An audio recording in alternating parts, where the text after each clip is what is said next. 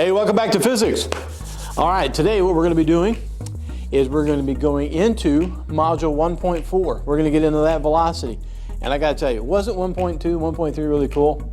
Come on, you admit it. That was really a cool lesson. I like that because instead of just giving you the velocity formula, you discovered the velocity formula on your own. And what'd you do? How'd you do it? You did it by applying some of the ideas from your math class. Some of the simpler ones, right? You plot some data, you form a line. What do you always do in your math class? Find the slope of the line. Why? I don't know. But in physics, there's a reason for the slope. And I'm going to take you even farther than that. And to give you a little preliminary, for those of you even thinking about doing calculus, when you do the slope of the line, that is almost the same thing as taking what's called a derivative. And then there's a way to do something called an antiderivative, which sounds all fancy, but it's basically so simple. Oh, we're going to be using some of that stuff, but we're not going to be doing calculus. I'm going to show you the easy side of it, okay? So, without getting overly excited here, let's go over a few things. This should be a pretty short lesson. The velocity formula, as you found out, by finding the slope of the line, right? We did the slope of the rise over the run, right? Which is basically the distance or the displacement that the object went divided by how much time it took to get there. And we called that by definition. Remember, 3 lines means definition. We called that velocity, okay?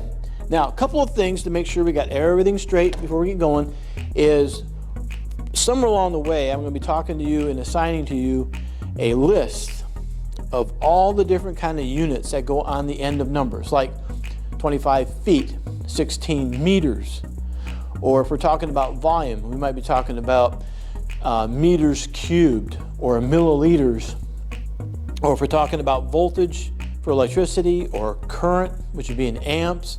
There's all these different units that we have to put on the ends of numbers in physics.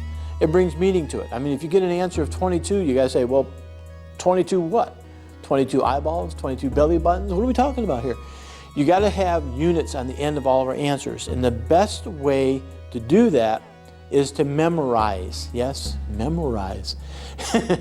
You're going to have to memorize these units. And I'm going to show you how to take flashcards in a whole different way you've never done before. And I'm going to show you the quick way to do flashcards so that you can learn all these units really quick and it'll make life easier for you. All right, now speaking of units, remember distance here, distance or displacement can be measured in 2 kinds. Okay, in physics, we can measure centimeters, millimeters, micrometers, kilometers, hectometers, all kinds of cool things. But the 2 that most we are going to use in physics is we're going to use just the standard meters, in other words, just M, or when we start talking about like cars or boats or airplanes, things that travel long distances, we don't want to measure it in meters, we want to measure it in a larger unit, which is closer to a mile, which would be a kilometer. Okay? So we measure for smaller things, normal things in meters. For big long distances, we're going to use kilometers for distance. Now for time, of course we could talk about minutes, hours, seconds, months, years, eons, but the only 2 we're going to use in here is seconds or hours. Okay? So velocity here is going to come in units. Remember, it's the displacement divided by the time. So displacement divided by the time. So velocity is either going to come in meters, is always associated with seconds. In other words, meters per second. Or if we're talking about cars, trains, airplanes, then we're going to be talking about long distances, kilometers, over long periods of time, which would be hours. Okay? So to give you an idea how this would relate to today's units, and what we normally use every day, I shouldn't say today's units, but in everyday units, we talk about something going, zipping along the floor, we would normally probably measure that in feet per second, okay, in feet per second. Those of you big into bow and arrows and ballistics on gun shooting, because you're such great marksmen, you always want to know the amount of feet per second that the arrow goes or that the projectile goes. If you're talking about your car, on the inside dial of some of your cars on your dashboard, you'll see your miles per hour, but there's also this other dial or other scale down there, and that one is actually in kilometers per hour. In case your car is sold and used down in Mexico, or if you go up into Canada with it, or some other European country, but more than likely around here in the United States where it's being sold or used, they've got the other kilometers per hour on the dial, so in case you go up to Canada or Mexico, okay? Because that's what the speed limit is there. All right, so let's go on to a couple examples, and I'll show you my technique on how I do problems. So this will be example number one. Example number one, how fast did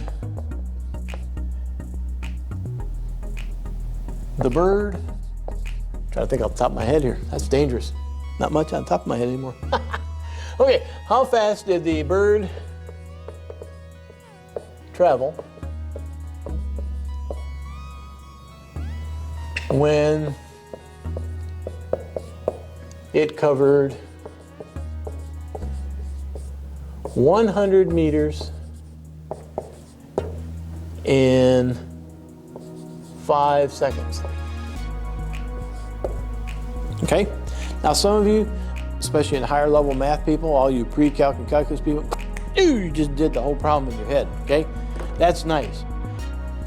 In this class, okay, in physics, you've got to always, always, always show me the work, okay? Even if it's a simple calculation you can do in the top of your head, that's great, God bless you, that's a wonderful gift. But in here, I've got to see the work, okay? And from here on out, I'm going to show you that every calculation in here, I'll remind you a couple times, every calculation in here is worth 5 points. 1, you always write down the formula. 2, you put the numbers in the right place. That's called substitution. 3, you're going to do the calculation. Sometimes you got to do a little bit of algebra to it, no big deal. 4, always make sure you got units.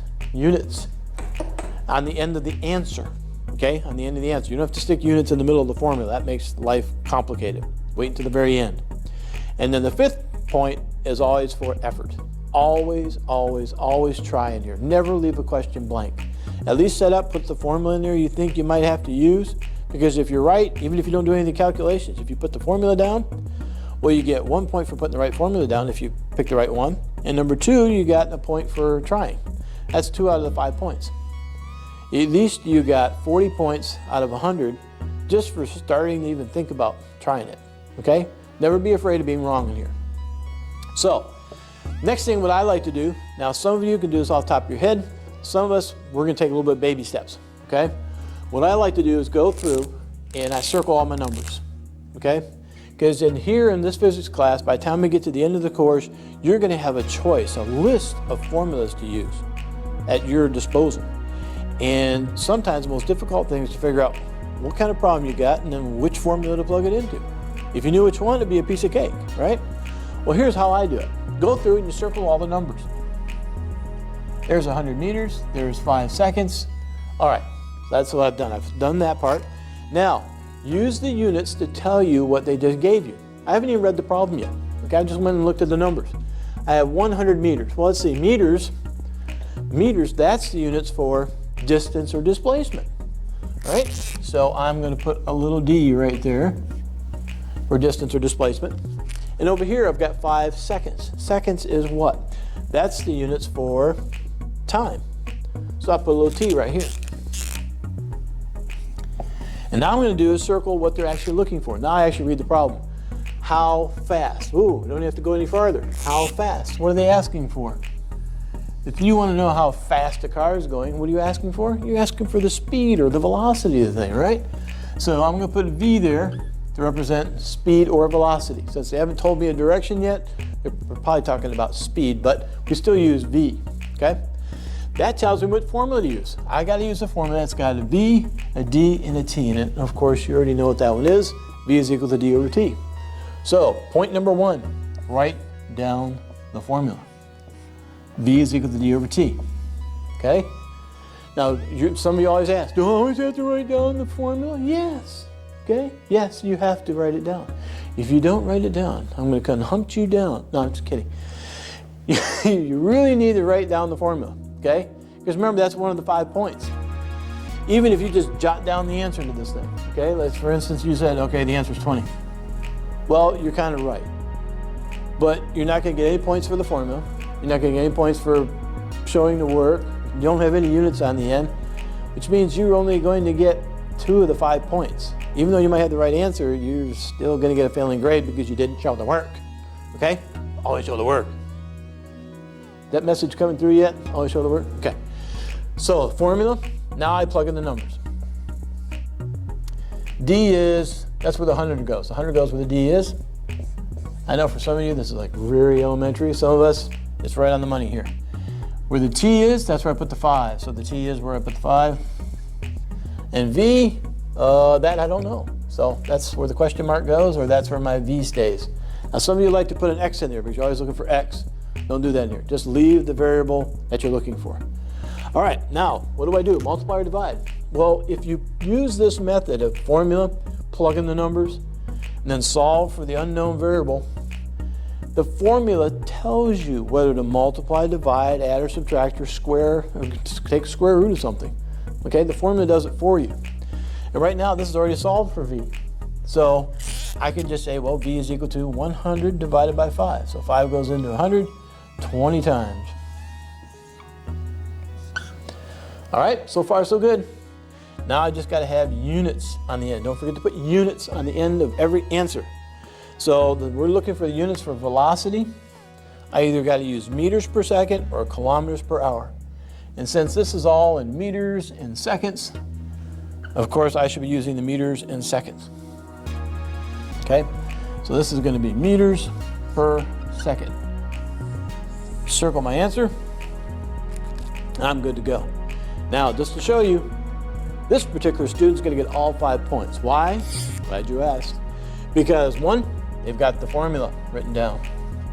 2, they plugged the numbers in the right place. 3, they did the calculation right there.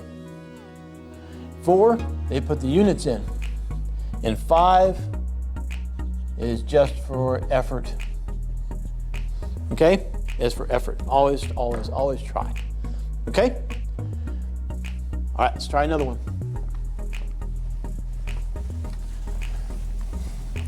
And we'll switch around the units here a little bit. Give you a little different flavor. All right, let's try number 2. Example number 2. A plane traveling at 250 kilometers per hour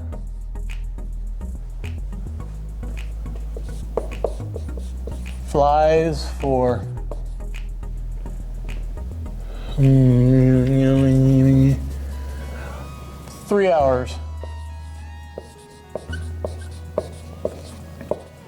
How far did it travel?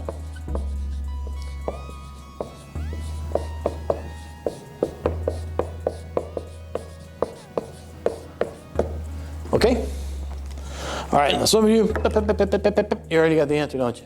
Good job, okay? Make sure you show all the work though, okay? Because you will get pretty ticked off at me if you don't show all the work and I don't give you all the points because you haven't written it down. So take the time, it only takes a few seconds, right? All right, for those of us kind of feeling beginning at this, we're gonna go through and we're gonna circle all our numbers. 3 hours, 250 kilometers per hour. Now, let's use the units to figure out what things are. Hours, well, that's the units for hours, that's time right there, right? So I'll put a little T right there for time. This one is 250 kilometers per hour. Well, kilometers per hour, that's the units for velocity. So I'm going to put a V right here. Now, next question is, that's all the numbers, so what are they actually looking for? I got to read it. The plane traveling at 250 miles per hour, how far? How far? Well, how far did you walk? How far did you fly? How far did you fall? That's a distance, right? If you're asking how far, you're asking how much distance or how much displacement did you go? So that's a D. So now we know which formula we've got. We need something with a V, a T, and a D in it. The only formula that has those three right now that we play with is V is equal to D over T. Don't forget to write that down. All right, now let's plug in the numbers. Where the V is 250, so I put 250 right here. The D, do we know what the D is? No, we don't know what the D is. So we leave D in here. Don't put an X in there, okay? Use a D. And the T, that one's 3. Now some of you can look at that math and you already know what to do, which is great. Now some of us, we haven't had math in a while. Somehow the way your schedule worked out, you might have had algebra in a while. What number divided by 3 gives you 250? Now it means we gotta solve for D. Now the simplest way I can put this, I gotta get D all by itself on this side of the equation. But this 3 is attached to it. I gotta get rid of it. And it's attached by division. So to get rid of it, you gotta do the opposite. So the opposite of dividing by 3 would be to multiply by 3. And the first rule of algebra, whatever thou doest to one side of the equation, thou must doest to the other. So if you're gonna multiply by 3 over here, you gotta multiply by 3 on this side. So now you got a 3 in the top, a 3 in the bottom. Those cancel out. You always gotta make that noise when you cancel something, by the way. And now the answer is gonna be, D is gonna be equal to 3 times 250. So 3 times 250 would be 750. Now, what's the units? What's the units for distance? Come back over here, distance comes in. I either got to pick meters or kilometers. And see, we've already got kilometers in here. So this must be kilometers or kilometers. Potato, potato, right? So 750 kilometers. Now I know some of you are thinking, oh, I did that in my head, I don't know. I just can't explain it. Well, I'm sorry, but in here you are gonna have to explain it. You're gonna have to use the formula. None of this, I just knew to multiply by 3. I don't know why, I just knew to multiply by 3. That's nice, but in here, you're going to show the work so that you can always show why you knew by 3. Because when we get to more complex formulas, you're not going to naturally know whether to multiply, divide, add, or subtract. The only way to do it is to track it by showing the algebraic steps, okay? So we're gonna have to do that. All right, one more problem. Try to make this go a little faster. One more problem. So you've seen one with calculating velocity and meters per second units, and you've seen one calculating distance or displacement using kilometers and hours. So let's do number 3, which I consider to be the most difficult type because this is the one. It's not that hard, but there's one little extra step in there. Almost everybody forgets to do it. So I definitely want to do this one with you. How long or how much time, that's a better question. How much time does it take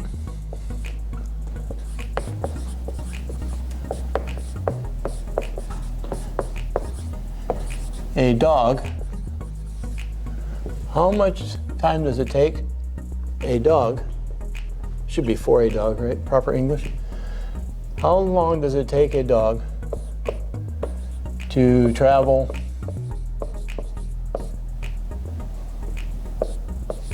1,200 meters if it is walking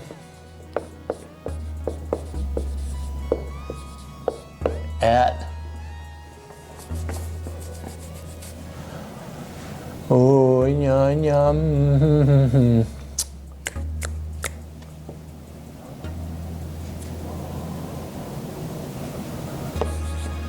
6 meters per second. Sorry, I had to do the math quick in my head real quick. Try to make it easy examples so we don't have to get the calculator and figure out decimals. All right, so here we go. I'm going to go through, circle all my numbers. 1,200 meters, 6 meters per second. Now, some of you are asking, do I always have to circle my numbers? No, you don't. Okay, you don't have to circle your numbers. Now, if you're the kind of person where you have a hard time with formulas and you have a hard time figuring out what numbers go where in the formula, this is the method I would recommend for you. It's the easiest one I know of. You go through and you circle your numbers. Now you look at the units and figure out what in the world that is. So meters comes, that means distance. Okay, meters is the units for distance. So I'm going to put a little D right here. And meters per second, that's the units for velocity. So I'm going to put a V right here. And what in the world are they looking for? How much time. They're looking for t, right? That's what we're looking for, t. So write down our formula.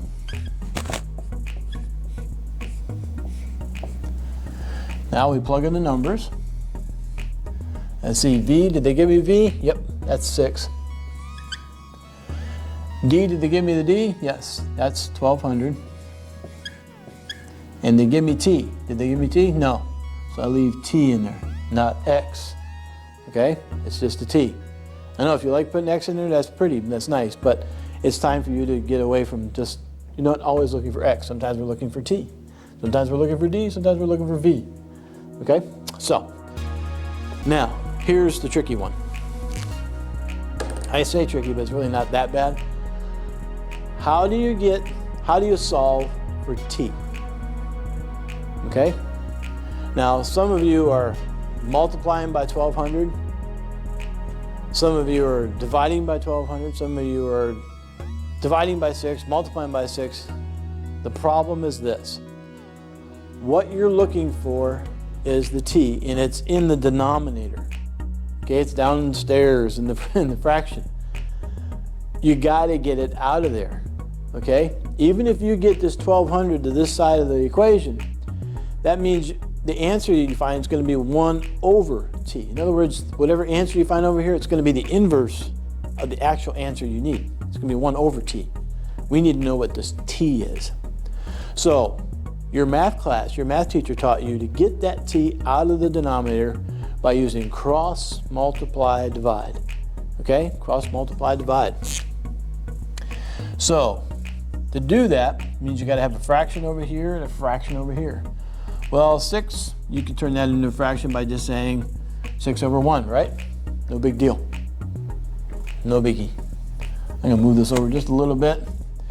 Now we're going to do the cross, multiply, divide technique here, okay? I'll show you a shortcut here in a second, as long as you promise not to tell your math teacher I did that. All right, cross, multiply. So t crossing up times t. So we're going to do t crossing up this way. So t times 6 is just 6t, or t6, either one, right? And now you got to cross multiply this way. So 1 times 1200 is 1200. See, when you did that cross multiply thing, that got the t up out of the denominator. It's no longer down on the bottom of the denominator over here anymore. That's why we did that. And now we got to do the divide part. See that t, we want to get it by itself. But it's attached to that 6 right there by multiplication, right? When they're right next to each other, that means multiply. Because, yeah, we did multiply them right there. So to get rid of that, you got to do the opposite and divide by 6. So when you do to one side, you got to do it to the other side. And now, this 6 and that 6 cancel out. All gone. Leaves the t all by itself. So to calculate t, you got to take 1200 divided by 6. 6 goes into 12. 2 times, and there's 2 zeros left over. Now, what's the units on the end? Well, time comes in, seconds or hours. What do we have up here? Oh, we had seconds in there. So that's what our unit we're going to use is seconds. Circle our answer. Cool? That ain't too bad, was it? Nah. Now, if you understood that, that's great. Some of you that are in AP Calculus or Pre-Calc, you know there's a quicker, shorter method. After you've done hundreds of these, you know, it gets to be, there's shortcut methods. When you cross, multiply, divide, all you're doing is swapping corners.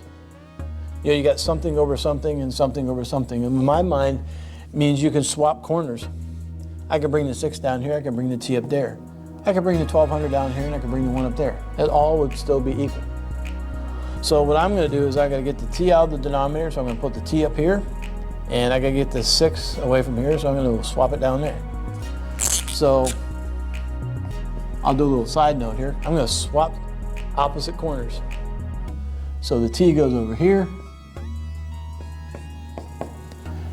and I swapped it with the 6 down there, like that. That's just cross, multiply, divide. And t divided by 1 is just t, right? So to calculate t, I got to take 1200 divided by 6, which is exactly what I figured out right here. T is going to be equal to 1200 divided by 6. So that's a short, dirty, quick method. Don't you dare tell your math teacher I showed you that. I'll deny it in a court of law. Just kidding. Not that it would be ever that big. All right. Remember, if you got any questions, need some extra help with, excuse me, with the problems for this section right here. Of course, I'm going to have hopefully an extra video where I do a couple of the problems with you. We can do those together, and that'll make life a little bit easier. Otherwise, if you got any questions or if you have any comments, please send me an email or join me in Zoom, since you got to join me in Zoom anyways. Otherwise, excuse me, I hope you keep yourself safe, keep your family safe, take care of yourself.